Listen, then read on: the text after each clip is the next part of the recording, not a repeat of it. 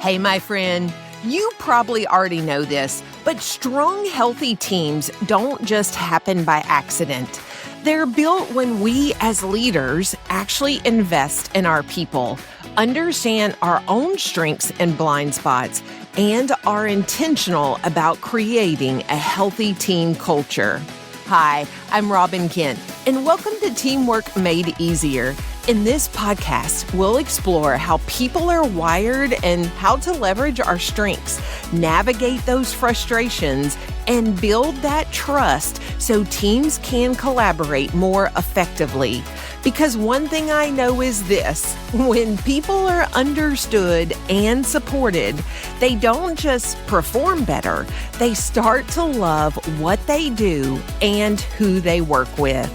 So grab your coffee, lean in, and let's make teamwork easier starting today.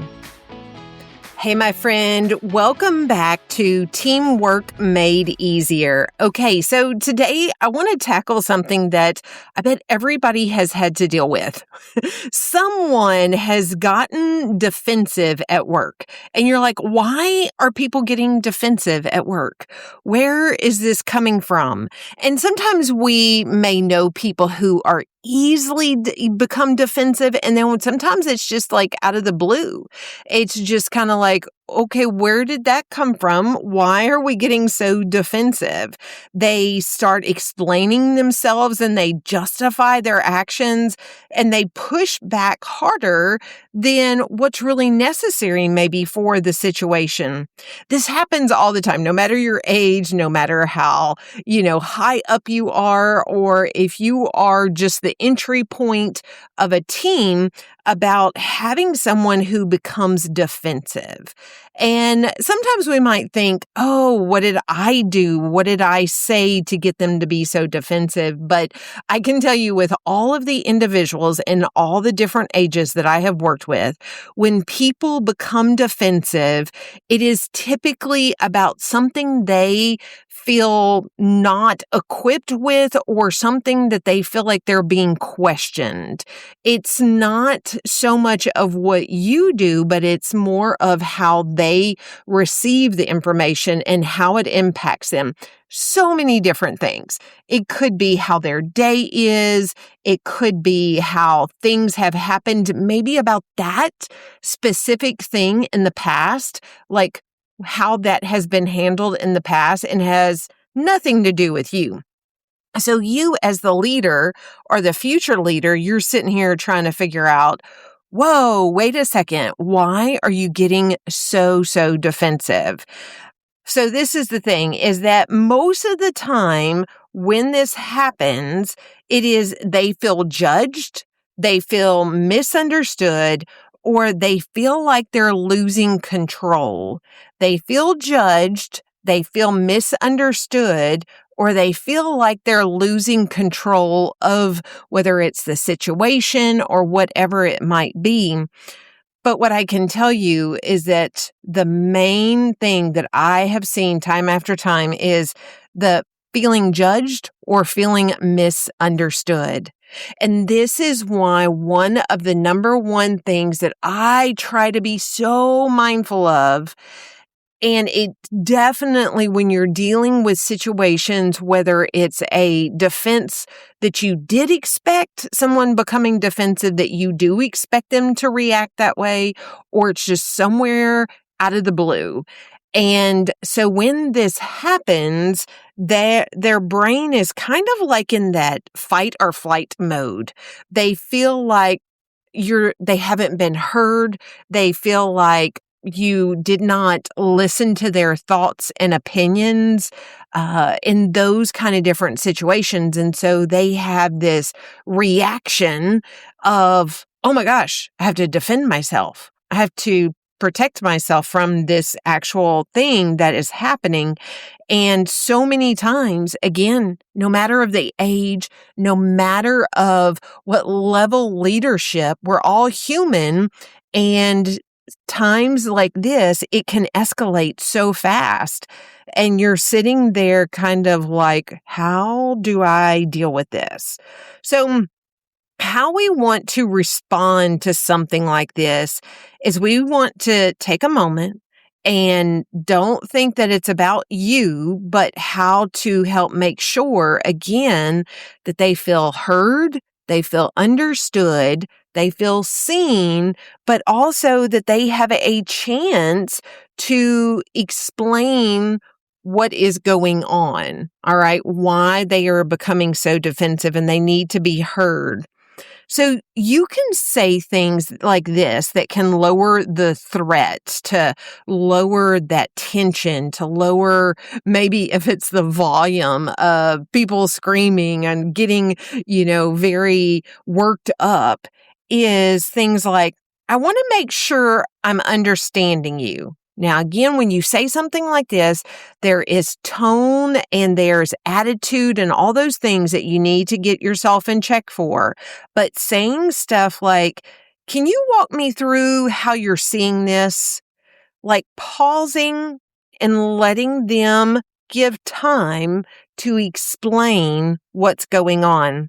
Or you can say, that makes sense why that would be frustrating. Like validate their frustration, but then clarify maybe what you were trying to say and make it clear that you're not here to, attack them.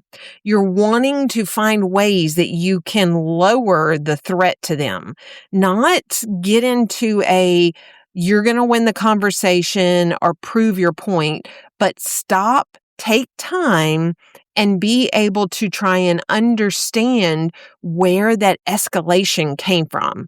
Where did that temper come from? Where did the raising of the voices come from? Just slowing down and taking time to ask those questions. Like, I want to make sure I'm understanding you. But again, check your attitude, check the way that you deliver that, okay? And then, can you walk me through how you're seeing this? You want to see it through their perspective. Maybe you didn't intend for something to happen that did, but so you want to take time to make sure that you see it through their lens. And then that makes sense why that would be so frustrating. When people feel understood, then their defense decreases and they start communicating better. They start hearing what you have to say better, and it just becomes so much more productive. So here are two things that I want you to think about in the days, the moments ahead of you, okay? Whether it's this week or this month, I want you to focus on these two things. Look for a feeling underneath that reaction. When you see someone screaming at you, yelling at you, getting closer to you when they're trying to explain their point, they might not be in the state where they can express their feelings, but you being able to take a moment of whatever you can and try to figure that out. Think in your head, these could be the 3 top things to be looking for. Are they possibly feeling judged? Do they feel like I'm maybe judging them? Maybe are they feeling misunderstood, like I didn't hear them or I wasn't listening to them? Are they feeling misunderstood, or are they feeling out of control?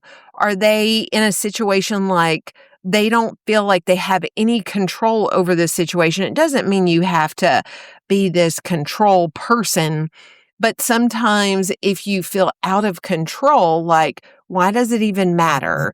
Then, that can play a part. So that's number 1, is try to understand that feeling underneath that reaction. Then number 2, respond in a way that lowers that threat. Take a moment yourself. Don't match their frustration. Don't match their yelling, because that is not going to get you anywhere.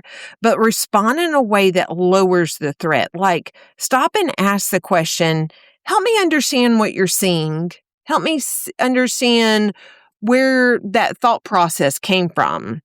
And then also you can acknowledge and say, hey, I can see why you would feel frustrated. I could see why you thought that, but that's not how I meant that to you or how I meant that to come across. Because we all have different things that we might intend to deliver. I was talking to a group just last week about this, is we might intend one thing, but what is the actual impact that we're making? What is the actual impact that is happening whenever we deliver that information of whatever it is? And so those are the things that you can do to really handle and take care of and make sure that you do your part when people get defensive at work. And this works no matter whether you're at work, you're at home, or wherever you are. These are just some very simple tools to have in your toolbox that you can help to deal when somebody gets very defensive. All of a sudden, you're like, whoa, where'd that come from? So, all right, my friend, I hope you find this helpful. And if you're listening to this episode as it is released, I do have a sale that is coming about working with individuals in understanding how they're wired and being able to actually tackle that to understand yourself better.